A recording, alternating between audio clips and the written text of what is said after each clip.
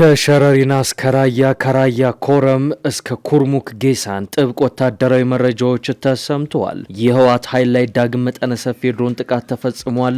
በኢትዮጵያ ድንበርም ተከታታይ የድሮን ጥቃቶች ተጥለዋል። ጦሩ ተሸንፎ ከአካባቢው መራቁንና መሸሹም ነው የተሰማው። በሌላ በኩል ደግሞ በሁለት የተለዩ ግንባሮች ህወሓት አዲስ ወታደራዊ ስምሪትን እያደረገ ይገኛል። በአዲስ አበባ ጉዳይ ከስምምነት ተደርሶበታል የተባለው ጉዳይም ሌላኛው ትኩረትን እየሳበ አጀንዳ ሆኗል። ጤና ይስጥልን የተከበራችሁ የአንድ አፍታ ሚዲያ ቤተሰቦች፣ ለአሁን የተደመጡ መረጃዎችን አጠናቅረን መተናል። እንደተለመደው ቪዲዮን ላይክ አድርጋችሁ በመጀመር ጥቂት ደቂቃዎችን አብራችሁ እንድትቆዩ እንጋብዛለን። ከዚህ አስቀድመን ግን ዋና ዋናዎቹን እናስቀድም። ህወሓት በሶስት የተለያዩ አቅጣጫዎች አዲስ ወታደራዊ ስምሪትን ጀመረ። በሸረሪና አቅጣጫ ጸረ ድሮኖችን በመትከል የመልሶ ማጥቃት ለመክፈት እየተንቀሳቀሰ እንደሚገኝ ተሰምቷል። በተመሳሳይ በራያ ተጨማሪ የሻዕቢያ ታንኮችና መድፎች መሰማራታቸው የተነገረ ሲሆን በአፋር የመጋሌ ተራሮች ላይም መጠነ ሰፊ ወታደራዊ ስምሪት እየተደረገ ይገኛል። ይህን ተከትሎ በአካባቢው በቅርብ ቀናት እንዲሁም ሰዓታት ውስጥ ውጊያ ሊቀሰቀስ ይችላል የሚል ከባድ ፍርሃት ሰፍኗል። በዝርዝር የምናስደምጣችሁ ይሆናል።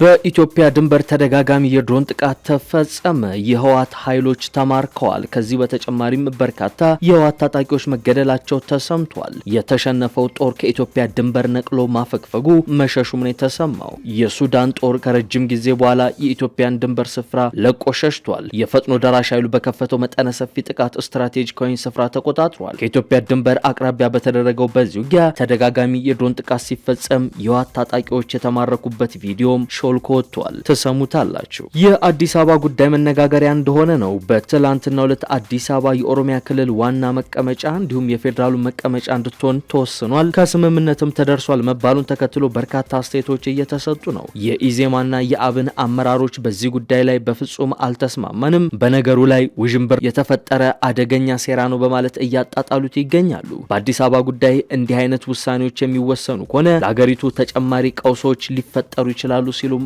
አስጠንቅቀዋል። ታዳምጡታላችሁ። የተወደዳችሁ ተመልካቾቻችን እነዚህና ሌሎች መረጃዎችን በስፋት ወደ እናንተ የምናደርስ ይሆናል። አብራችሁ እንድትቆዩ በድጋሚ እንጋብዛለን።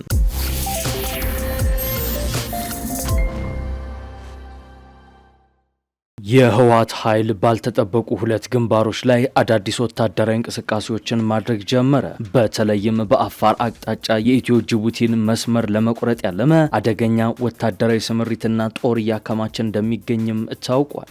በዋናነትም በአፋርና በትግራይ ክልሎች አዋሳኝ በሚገኘው ስትራቴጂካዊ የመጋሌ ተራራ አካባቢ የህወሓት ኃይሎችና የአካባቢው ታጣቂዎች እያደረጉት ያለው ወታደራዊ እንቅስቃሴ የቀጠናውን ስጋት አደጋ ላይ ጥሎታል ነው የተባለው። በራያ ቀጠና ደግሞ በርካታ የሻዕቢያ ታንኮች፣ መድፎችና ዙ23 የጦር መሳሪያዎች በስፋት መግባታቸውን ቀጥለዋል። በሁለቱም በኩል ከባድ የጦር መሳሪያ መጠመዳቸውንና የምሽግ ቁፋሮች መስፋፋታቸው ዳግም የጦርነት እሳት ሊቀጣጠል ይችላል የሚል ከፍተኛ ስጋትን አንብሯል። መጋሌ ተራራ ለወታደራዊ እይታና ለከባድ መሳሪያ ጥቃት አመቺ የሆነ ጂኦግራፊካዊ አቀማመጥ ያለው በመሆኑ ሁለቱም ኃይሎች ቦታውን ለመቆጣጠር የሚያደርጉት ፉክክር ውጥረቱን ይበልጥ አባብሶታል። የአካባቢው ነዋሪዎች እንደሚሉት ታጣቂዎቹ ምሽግ በሚቆፍሩበትና ስትራቴጂካዊ ቦታዎችን ለመያዝ በሚንቀሳቀሱበት ወቅት አልፎ አልፎ የተኩስ ልውጦች ይሰማሉ። የወታደራዊ እንቅስቃሴ ማህበሩን በከፍተኛ ድንጋጤ ውስጥ ከቶታል። የዕለት ተዕለት ኑሮንም ክፉኛ አዛብቶበታል። ነዋሪዎች ከገበያና ከመሰረታዊ እንቅስቃሴዎች በመታቀብ ቤታቸው ውስጥ ለመቀመጥ መገደዳቸውን የሁኔታውን አሳሳቢነት ያሳያል። ምንም እንኳን ዛሬ አካባቢው አንጻራዊ መረጋጋት የታየበትና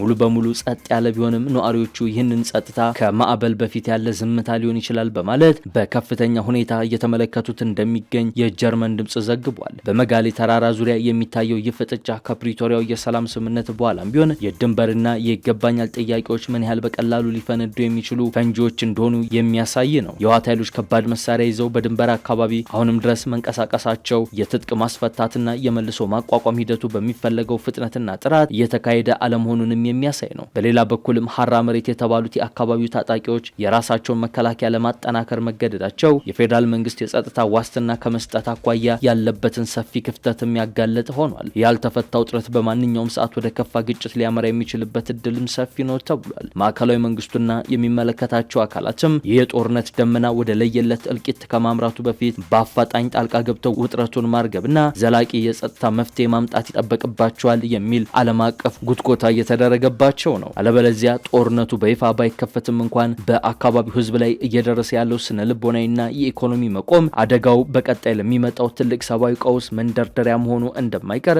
አስተያየት ሰጪዎች እያስጠነቀቁ ነው የሚገኘው። ይህ በእንዲህ እንዳለም በራያ ቀጠና ሰፊ ወታደራዊ እንቅስቃሴና ስምሪት እየተደረገ ነው የሚገኘው። በተለይም ደግሞ ሻቢያ ከባባድ የጦር መሳሪያዎችን ወደዚህ ቀጠና እያስጠጋ ነው የሚገኘው። ሻቢያ በቡሬ ግንባር ከኢትዮጵያ መንግስት ሊመጣበት የሚችለውን ጥቃት ለመከላከል ከዋት ጋር ያልተቀደሰ ጥምረት በመፍጠር የትግራይን ህዝብና መሬት የመከላከያ ቀጠና ወይንም በፈር ዞን ለማድረግ እየሰራ ይገኛል። በትላንትናው ዕለትም ከኤርትራ በአዲግራት በኩል 9 ፒኤምፒ 7 ታንኮች 5 ዙ 23 እንዲሁም በርካታ መድፎች ገብተዋል። እነዚህ ከትናንት በስቲያ ጀምሮ በማይደምህን እንዲሁም በመቀሌ አቅጣጫ ወደ ራያ እየተጓዙ ይገኛሉ። ይህን ተከትሎ በሁለቱ ግንባሮች ማለትም በአፋርና ራያ ቀጠናዎች መጠነ ሰፊ ውጊያ ሊቀሰቀስ የሚችልበት እድል ሰፊ ስለመሆኑ አስተያየት ሰጪዎች እየገለጹ ነው። በኢትዮጵያ ድንበር ከባድ ውጊያ ተቀስቅሷል። በድንበሩ አቅራቢያም ተከታታይ መጠነ ሰፊ የድሮን ድብደባዎችና የሮኬት ጥቃቶች ተፈጽመዋል። ውጊያውን ተከትሎ የሱዳን ጦር የኢትዮጵያን ስፍራ ለቆ በመውጣት ስፍራውን የአርኤስኤፍ ታጣቂ ቡድን ተቆጣጥሮታል። ከኢትዮጵያ ድንበር አቅራቢያ በተደረገው በዚህ ውጊያ ተደጋጋሚ የድሮን ጥቃት የተፈጸመ ሲሆን በርካታ የሚሆኑ የህወሓት ታጣቂዎች ተገድለዋል። የተማረኩም እንዳሉ የሱዳን ዜና ምንጮች ያሰራጯቸው ቪዲዮዎች አመላክተዋል። በሱዳን ብሉ ናይል ግዛት በሱዳን ጦርና በፈጥኖ ደራሽ ኃይሎች መካከል የተነሳው ግጭት በከፍተኛ ሁኔታ ገርሽቷል። የፈጥኖ ደራሽ ኃይሎች ስልታዊ ጠቀሜታ ያላትን የኩርሙክ የድንበር ከተማን በድጋሚ ተቆጣጥረዋል። ይህ ለኢትዮጵያ እንደ ትልቅ ፖለቲካዊ ድል ታይቷል። የአርኤስኤፍ ቃል አቀባይ ባወጡት መግለጫ ከክልሉ ዋና ከተማ ኤድ ዳማዚን በስተደቡብ 136 ኪሎ ሜትር ርቀት ላይ የምትገኘውን ኩርሙክን ነጻ አውጥተናል ብለዋል። በጥቃቱም በርካታ የጦር መሳሪያዎችንና ጥይቶችን መማረካቸውን፣ የሱዳን ጦር ቀጠናውን ጥሎ እንዲሸሽ ማድረጋቸውንም ገልጸዋል። ይህ ግስጋሴ የተሰማው ስልታዊ የኢሳን ከተማ በኃይሎቹ እጅ በወደቀች በሁለት ቀናት ልዩነት ነው። በሌላ በኩል ወታደራዊ ምንጮች ለሱዳን ትሪቡን ሲናገሩ የሱዳን ጦር ምሽጉን ጥሎ ለመውጣት የተገደደው ከኢትዮጵያ ግዛት የተተኮሱ የረጅም ርቀት ድሮኖች ወታደራዊ ይዞታዎችን በጽኑ በመምታታቸው ነው ብሏል። የኩርሙክ አካባቢ ባለስልጣናትም ከተማዋን ላለፉት 3 ቀናት ከድንበር መሻገሪያው አካባቢ በሚሰነዘር የድሮንና የመድፍ ጥቃት ስትታመስ መቆየቷን አረጋግጠዋል። የሱዳን መንግስት ቀደም ሲልም ጎረቤት ሀገር ኢትዮጵያ ለፈጥኖ ደራሽ ኃይሎች የስልጠና ካምፖችንና የድሮን ማረፊያዎችን አዘጋጅታለች የሚል ክስን አቅርቦ ነበር። አሁን የተሰማው የድንበር ተሻጋሪ ጥቃት መረጃም በካርቱምና በአዲስ አበባ መካከል ያለውን ዲፕሎማሲያዊ ግንኙነት ይበልጥ ሊያሻክረው ይችላል የሚል ስጋትን አንብሯል። ኩርሙክ ቀደም ሲል በሱዳን የ30 ዓመታት የእርስ በርስ ጦርነት ወቅትም በተደጋጋሚ እጅና እጅ ስትቀያየር የኖረችና በሺዎች የሚቆጠሩ ሲቪሎች ለስደት የዳረገች ታሪካዊና ስልታዊ የድንበር ከተማ እንደሆነች ይታወቃል። በዚህ ውጊያ ላይ የህወሓት አርሚ 7 የጦር አሃድ ከአልቡርሃን ጎን ሆኖ መሳተፋቸው የተሰማ ሲሆን በርካታ የህወሓት ታጣቂዎች ተገድለዋል የሚል መረጃም ወጥቷል። በውጊያው ከዚህ በተጨማሪም ሱዳን ትሪቡን ባጋራው አንድ ተንቀሳቃሽ ምስል ላይ የተማረኩ የትግራይ ታጣቂዎችን አሳይተዋል። እነዚህ ታጣቂዎች ህወሓት ለሱዳን ጦር የሸጣቸው በሱዳን የሚዋጉለት ታጣቂዎቹ እንደሆኑ ይታወቃሉ። በተመሳሳይ ከትናንት በስቲያ በሱዳን በሚገኝ አንድ ሚስጥራዊ የህወሓት የድሮን ጣቢያ ላይ የአየር ድብደባ መፈጸሙ የሚታወስ ነው። በዚህ የአየር ድብደባ ታዲያ የድሮን ቴክኒሻኖችን ጨምሮ ከፍተኛ ወታደራዊ አመራሮች ጭምር ስለመገደላቸው የሱዳን ጋዜጦች ያወጡት መረጃ ያሳያል።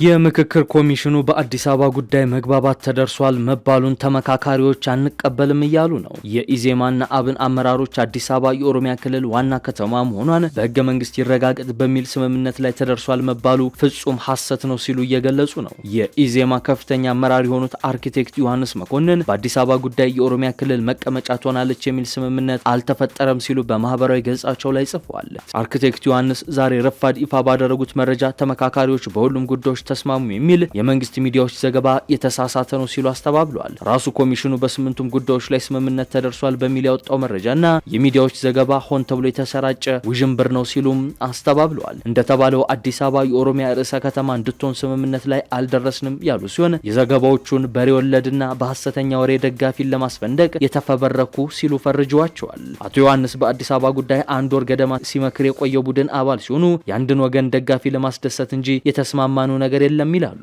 አዲስ አበባ የኦሮሚያ ዋና ከተማ ትሆናለች የሚለው ሐሳብ አልተስማማንም ያሉት ዮሐንስ ኮሚሽኑ በስምንቱም አጀንዳዎች ላይ ስምምነት ላይ ተደርሷል የሚለው መረጃ እንዲያርምም አሳስበዋል። ከአዲስ አበባ በተጨማሪ ብሔር ተኮር ፌዴራሊዝም ይቀጥል ተባለ የሚሉ ስምምነት ላይ ተደርሷል የሚሉ መረጃዎችን ምን ያስተባበሉ? በአዲስ አበባም ይሁን በብሔር ተኮር ፌዴራሊዝም ላይ ከስምምነት ተደርሷል መባሉ ያልሆነውን ሆነ ብለው ያስነገሩት ፍላጎታቸውን እንደ እውነት ወስደው ከማየታቸው የመጣም ነው ይላሉ። ሌላኛው በአዲስ አበባ ጉዳይ የመከረው ቡድን አባል የአብን ተወካይ የሆኑት መልካሙ ጸጋይ በተመሳሳይ በአዲስ አበባ ጉዳይ የኦሮሚያ መቀመጫ ትሆናለች የሚል ስምምነት የለም ሲሉ አሰራጭተዋል። አዲስ አበባ የአንድ ማህበረሰብ ወይንም ቡድን የግል ንብረት አይደለችም በሚል የአብዛኛው ተመካካሪ መስማማቱንም ይጠቁማሉ። የከተማ ባለቤትነት የሚለካው በደም ወይም በዘር ሳይሆን በእኩል ዜግነትና በጋራ መኖሪያነት ነው የሚሉት የአብኑ አመራር ከዚህ አንጻር አዲስ አበባ የማንም የግል ንብረት አይደለችም፣ የሁላችንም የጋራ ቤት ናት የሚል አቋም ጎልቶ ወጥቷልም ይላሉ። የአብኑ ተወካይ አዲስ አበባን አንድ ቡድን በባለቤትነት እጠቀልላለሁ ማለቱ ታሪካዊ ዳራዎችን መምዘዝ ይቻላል ያሉ ሲሆን ወደኋላ ወደ ታሪክ መመለስ ካስፈለገ የተነገረና የተኖረ ታሪክ አለን ያሉ ሲሆን አዲስ አበባ በረራ የአጼ ዳዊት መናገሻ ከተማ ነበረች የሚልም ሌላ ሙግት አቀርበዋል። በአዲስ አበባ ጉዳይ ከስምምነት ላይ ተደርሷል ቢባልም በርካታ ተመካካሪዎች አለመፈረማቸውን የሚገልጹ ሪፖርቶች እየወጡ ነው። አዲስ አበባ የፌዴራል ከተማና የኦሮሚያ መቀመጫ እንድትሆን ስምምነት ላይ ተደርሷል ቢባልም ጉዳዩ በሁሉም ተሳታፊዎች የጋራ መግባባት ላይ እንዳልተደረሰበት የሚገልጹ መረጃዎች ናቸው እየተሰራጩ የሚገኙት። በመጨረሻ አሜሪካ ተተኪ አውሮፕላን ጫኝ ግዙፍ መርከቦችን ወደ መካከለኛው ምስራቅ አሰማራች። በአውሮፕላን ተሸካሚ መርከቦች ላይ ከ250 ቀናት በላይ የቆዩ የአሜሪካ ጦር አባላት የአእምሮ ጤና ሁኔታ ስጋት ከፈጠረ ወዲህ በፓሲፊክ ውቅያኖስ ላይ የሚገኝ አውሮፕላን ተሸካሚ መርከብ ዩኤስኤስ ጆርጅ ዋሽንግተን ወደ መካከለኛው ምስራቅ መጓጓዝ ጀምሯል። በመካከለኛው ምስራቅ ለረጅም ጊዜ የቆየው ዩኤስኤስ አብርሃም ሊንከን አውሮፕላን ጫኝ መርከብ የአቅርቦት እጥረትም ገጥሞታል። አዲስ የተሰማራው መርከብ ለወራት የቆየውን ሊንከን የተሰኘውን መርከብ ተክቶ አሜሪካ በኢራን ላይ የምታካሄደውን የአየር ድብደባ ያግዛል። በመርከቡ ላይ የሚገኙ ባህርተኞች ከ260 ቀናት በላይ መቆየታቸውን በመጥቀስ የህግ አውጪዎች ስጋታቸውን እየገለጹ ነው። በርካታ ዲሞክራት የህግ አውጪዎች ፔንታገን ተጠያቂ እንዲሆንና ትራምፕ ጦርነቱን እንዲቋጩ ግፊት እያደረጉ ስለመሆናቸውም የዋሽንግተን ፖስት ዘገባ ጠቁሟል። የመከላከያ ሚኒስቴሩ ፒክ ሄክሴት ዘገባው ያለውን እውነታ ሙሉ በሙሉ አይወክልም ሲሉ ምላሽን ሰጥቷል። ሄክሴት አክለውም የአሜሪካ ባህር ኃይል በኢራን ወደቦች ላይ የጣለውን እገዳ ላልተወሰነ ጊዜ እንደሚቀጥልም ገልጸዋል። ዩኤስኤስ ጆርጅ ዋሽንግተን በቪየትናም ከሚገኘው ዳናንግ ወደብ ባለፈው ሳምንት ተንቀሳቅሳለች ሲል ባህር ኃይሉ አሳውቋል። መርከቧ በሲንጋፖር በኩል ስታልፍ የታየች ሲሆን ማላካ ወሽመጥ መድረሷንም ነው ዓለም አቀፍ ሚዲያዎች የዘገቡት። የአሜሪካ መንግስት አዲስ አውሮፕላን ተሸካሚ መርከቦች ወደ ቀጠናው እንዲጓጓዙ ውሳኔ ላይ የደረሰው በአውሮፕላን ተሸካሚ መርከቦች ላይ ከ250 ቀናት በላይ የቆዩ በሺዎች የሚቆጠሩ የአሜሪካ ጦር አባላት የምግብ እጥረት፣ የቁሳቁሶች መሰበርና መሰላቸት እንደገጠማቸው ከተዘገበ በኋላ ነው። የወታደራዊ ጉዳዮችን የሚዘግቡ አንዳንድ መገናኛ ብዙሃን በዩኤስኤስ አብርሃም ሊንከን መርከብ ላይ የሚገኙ የተወሰኑ ባህርተኞች ከመሰላቸት የተነሳ ወደ ውቅያኖስ ለመዝለል መሞከራቸውንና ቤተሰቦቻቸውን በመርከቡ ላይ የሚገኙ ሰራተኞች የአእምሮ ጤና ጉዳይ እንዳሳሰባቸው ነው የዘገቡት። የጦር አውሮፕላኖችን የሚጭነው መርከብ ከካሊፎርኒያ ወደ ደቡባዊ ቻይና የተንቀሳቀሰው በህዳር ወር ሲሆን የኢራን ጦርነት ከመጀመሩ በፊት ወደ መካከለኛው ምስራቅ እንዲሄድ ተደርጓል። የተወደዳችሁ የአንድ አፍታ ሚዲያ ቤተሰቦች ለአሁን ያዝናቸው መረጃዎች እነዚህን ይመስሉ ነበር። አብራችሁን ስለቆያችሁ እናመሰግናለን። መልካም ቀን።